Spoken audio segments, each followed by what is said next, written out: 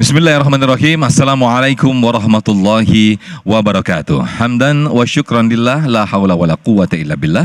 Thumma salatu wassalamu ala rasulillah. Puja dan puji syukur kehadirat Allah. Pemirsa, senang sekali kita berjumpa lagi dalam Majelis Ilmu Damai Indonesiaku spesial Ramadan 1447 Hijriah.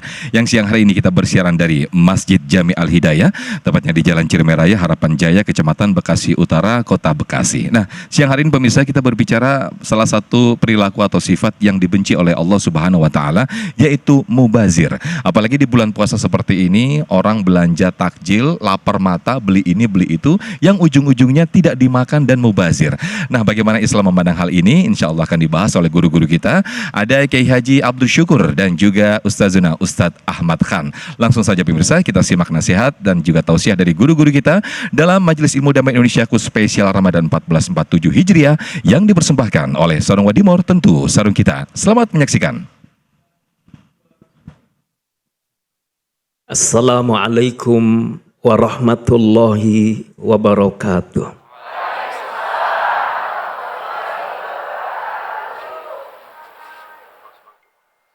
Alhamdulillahi hamdan katsiran tayyiban mubarakan fih kama yuhibbu rabbuna wa yarda.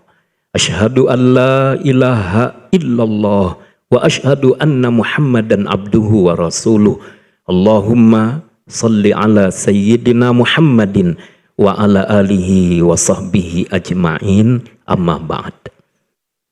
Yang kita muliakan guru kita Al-Ustadz Ahmad Khan, mata'anallah bituli hayati wa nafa'ana bi'ulumi.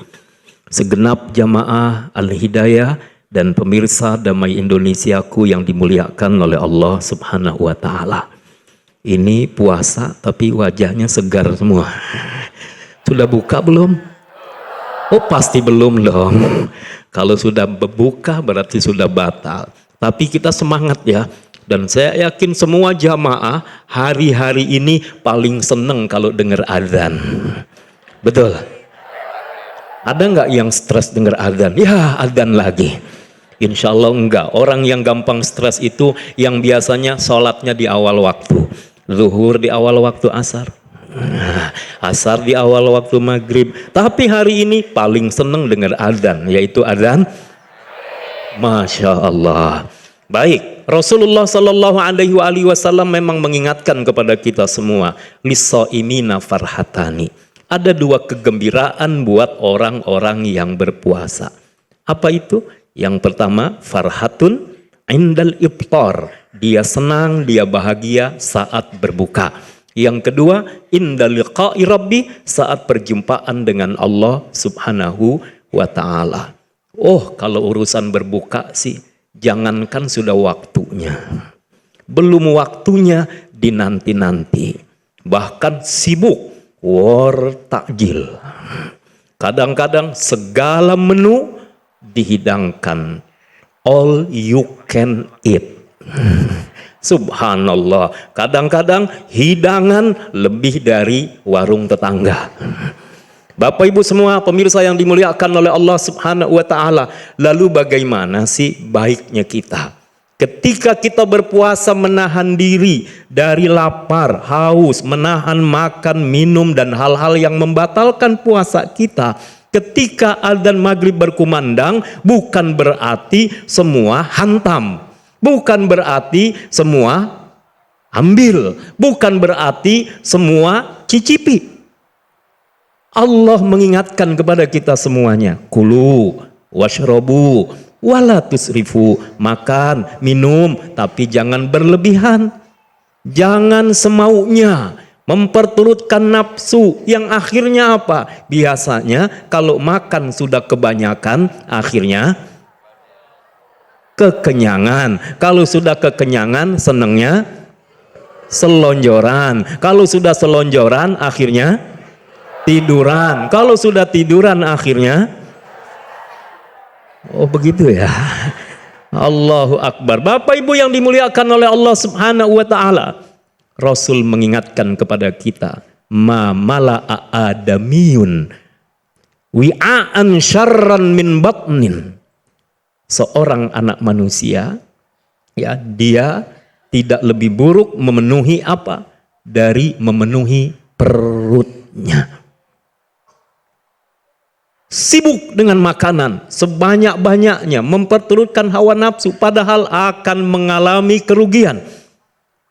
Lihat, Rasul SAW kemudian dalam hadisnya mengingatkan kepada kita semuanya, nanti bisa jadi sumber penyakit loh makan berlebihan. Kan ada juga yang menahan makan, menahan minum, dia berpuasa untuk sehat, betul, gula darahnya bagus, kolesterolnya bagus, kesehatannya bagus. Tapi ketika beduk maghrib berkumandang, tiba-tiba dia hantam semuanya. Apa itu? Langsung naik deh gula darahnya, kolesterolnya langsung naik. Kenapa? Karena tidak sesuai dengan apa yang dianjurkan. Bapak Ibu yang dimuliakan oleh Allah Subhanahu wa taala, anjurannya adalah Rasul mengingatkan, thuluthun li ta'ami, thuluthun li syarabi, thuluthun li nafasi. Dia usahakan kalau memang tidak bisa menyedikitkan, tidak bisa menyederhanakan makanan dan minumannya, maka cukuplah bagi sepertiga untuk makanan, sepertiga untuk minuman, dan sepertiga untuk napas. Sepertiga untuk yang padat, sepertiga untuk yang cair, dan sepertiga untuk udara. Kenapa? Sayang, kalau kita sudah berpuasa menahan diri, kemudian akhirnya memperturutkan hawa nafsu. Dan dalam Islam, makan bukan sekedar makan, tapi bagaimana adab saat makan. Bapak Ibu semua yang dimuliakan oleh Allah, makan yang benar, makan yang disertai dengan adab-adabnya, insya Allah mendatangkan pahala, mendatangkan kebaikan, insya Allah menjadi energi buat tubuh dalam melakukan ketaatan-ketaatan kepada Allah Subhanahu wa ta'ala. Ikhwah, pemirsa yang dimuliakan oleh Allah Subhanahu wa ta'ala, penting buat kita untuk apa? Menjaga diri kita dan berusaha memenuhi adab-adab dalam makan. Mulailah dengan menyebut nama Allah Subhanahu wa ta'ala. Yang kedua, ikhwan yang dimuliakan oleh Allah Subhanahu wa ta'ala, jangan lupa nanti makan, bahkan dianjurkan dalam buka puasa yang manis-manis. Kurma misalnya, ganjil.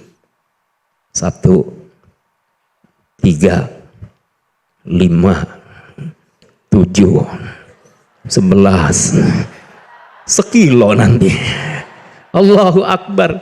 Yang secukupnya buat kita, insya Allah membuat kembali tubuh kita menjadi kuat. Lalu jangan lupa setelah makan jangan meninggalkan zikir dan doa. Zikir dan doa. Mengapa? Orang yang makan lalu dia berzikir, berdoa kepada Allah Subhanahu wa ta'ala. Dalam hadis yang diriwayatkan oleh Al-Imam Muslim rahimahullahu ta'ala, Rasulullah sallallahu alaihi wasallam bersabda, siapa yang makan, selesai makan dia membaca, alhamdulillahilladzi at'amani hadza wa razaqanihi min ghairi haulin minni wala quwwah, ghufira lahu ma taqaddama min dzambi.